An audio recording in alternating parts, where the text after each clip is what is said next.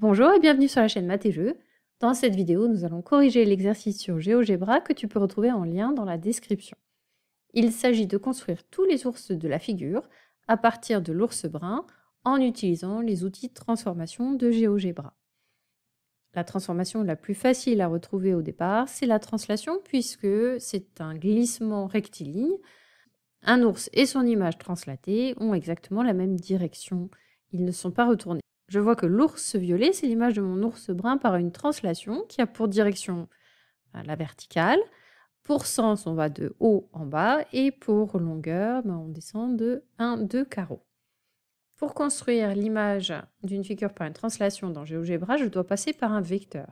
Ce vecteur, il va avoir pour direction la verticale, pour longueur les 2 carreaux et pour sens de haut vers le bas.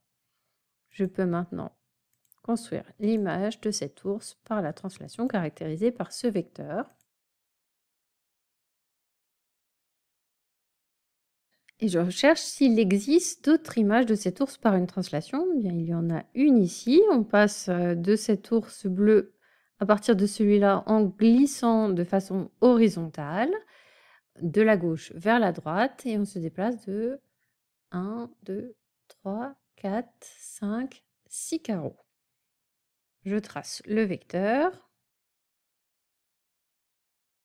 puis l'image de l'ours par cette translation.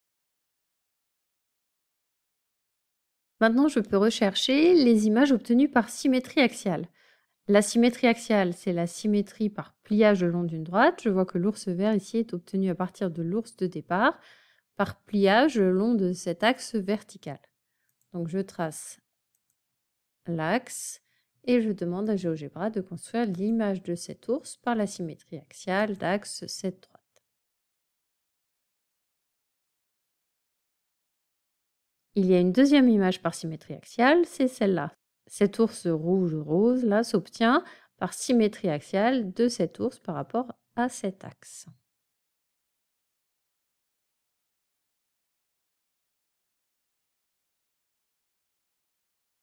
Et il nous reste cet ours-là et celui-là. Celui-là, c'est le plus simple, puisque c'est l'image de cet ours par un demi-tour par rapport à ce point. Donc, c'est l'image de cet ours par la symétrie centrale de centre, ici, V'.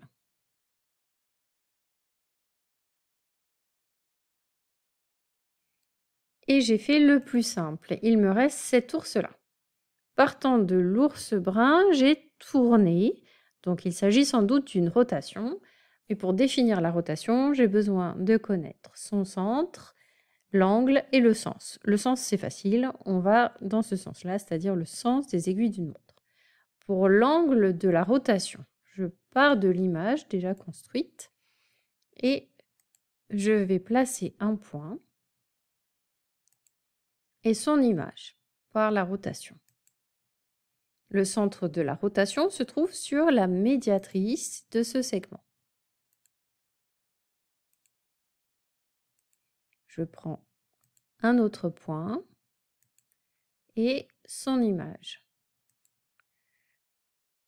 Le centre de la rotation se trouve sur la médiatrice de ce segment. Eh bien, le centre, il est ici. Voilà pour le centre de la rotation. Maintenant, j'aimerais connaître l'angle de cette rotation. L'angle de cette rotation, je peux le voir ici. Eh bien, cet angle de rotation, c'est 90 degrés. Bon, maintenant que j'ai tous les éléments, je peux revenir à mon fichier. Et je trace l'image de cet ours par la rotation de centre C, d'angle 90 degrés, dans le sens des aiguilles d'une montre. C'est la fin de cet exercice, merci de l'avoir suivi et à bientôt pour une prochaine vidéo.